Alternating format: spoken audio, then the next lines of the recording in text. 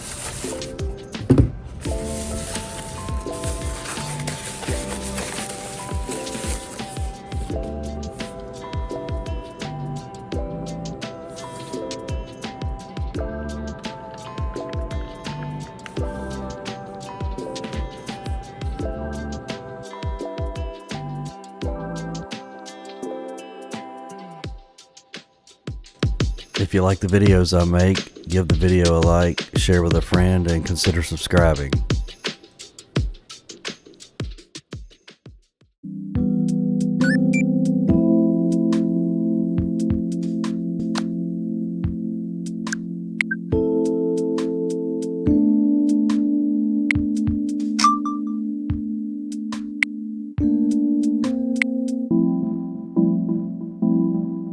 I opted not to transfer my data because I'm going to keep my OLED switch. I'm assuming that if you're keeping your Switch 1, you don't want to do a system transfer, because I believe the final step of the system transfer is wiping everything off your original Switch. I'm going to keep my OLED, so I opted not to do the system transfer, and I'm going to just log in to the Switch 2 with my Nintendo profile and use it as an additional Switch, the same way I did whenever I got my Switch Lite. So hopefully that's the right move. I think it is. And I'm using my new Switch 2 Pro controller to drive this thing.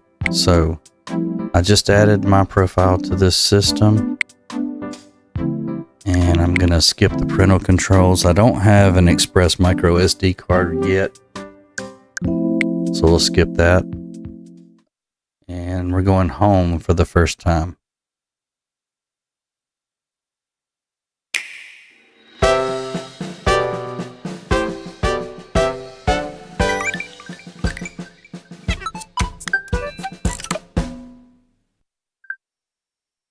Right, so first things first, I got to go through the settings and get rid of this nasty white screen and go with dark mode. Data management, no micro SD express card yet, and nothing downloaded to the system memory yet. Looks like we have 232 gigs of usable space available. Update controllers, see what that does. Right Joy-Con updated, left Joy-Con updated, Pro Controller 2 updated. I'm using that wirelessly, so I'm guessing that's why its update is going a little bit slower than the Joy-Con 2s, which are physically attached to the Switch 2 right now. Alright, I just got a little knock in the controller vibration, indicating that's done. I'm not using a camera. Audio.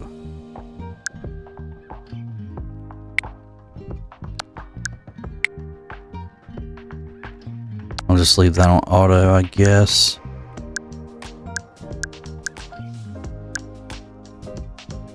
HDR. I guess we'll leave that on auto. It should be 4K though.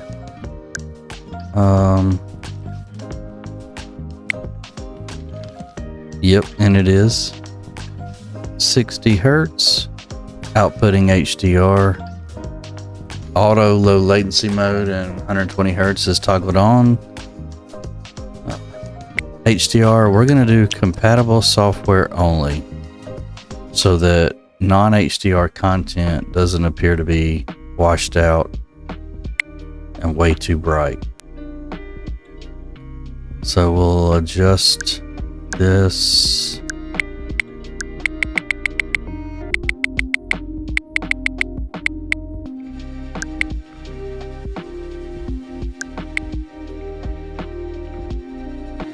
Gotta go with dark mode every time.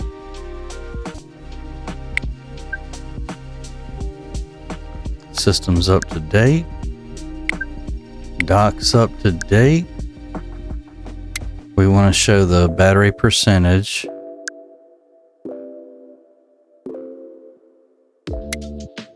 I usually don't share information, but I'm going to choose to share error information since we're early adopters of a new console hardware generation.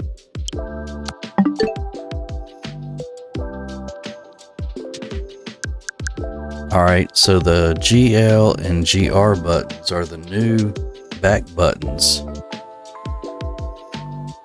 on the Pro Controller 2. The Joy-Con 2 grip included with the Nintendo Switch 2 does not have GL and GR buttons. I don't think anybody actually uses that anyway. That's kind of lame. It's not on there, but the charging grip you can buy extra has it. That's kind of shitty. So to map the back buttons, you can open quick settings by holding home and map GL and GR to the buttons of your choice.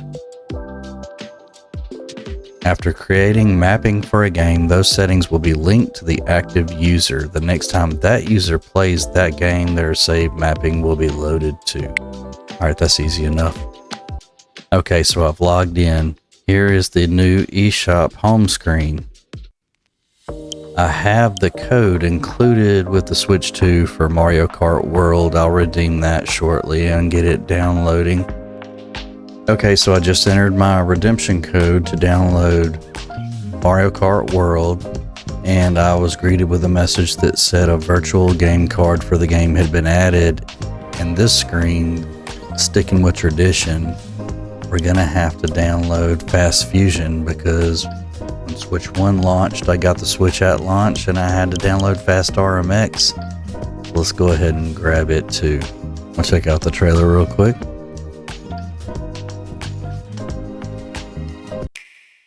Here we go. Fast Fusion.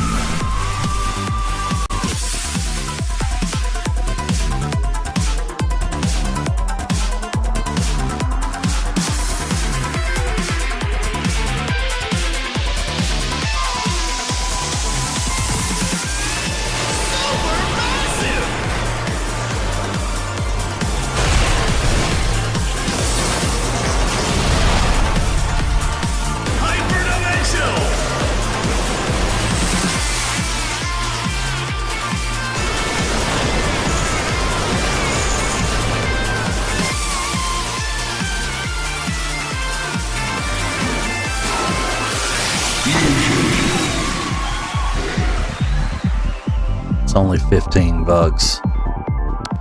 Why not, right? Alright, we got Fast Fusion. Check out the Mario Kart World stream. I'll leave the link down below or in a card somewhere. Check it out if you want to check it out. Share with a friend, like, comment, subscribe if you want to. See you next time.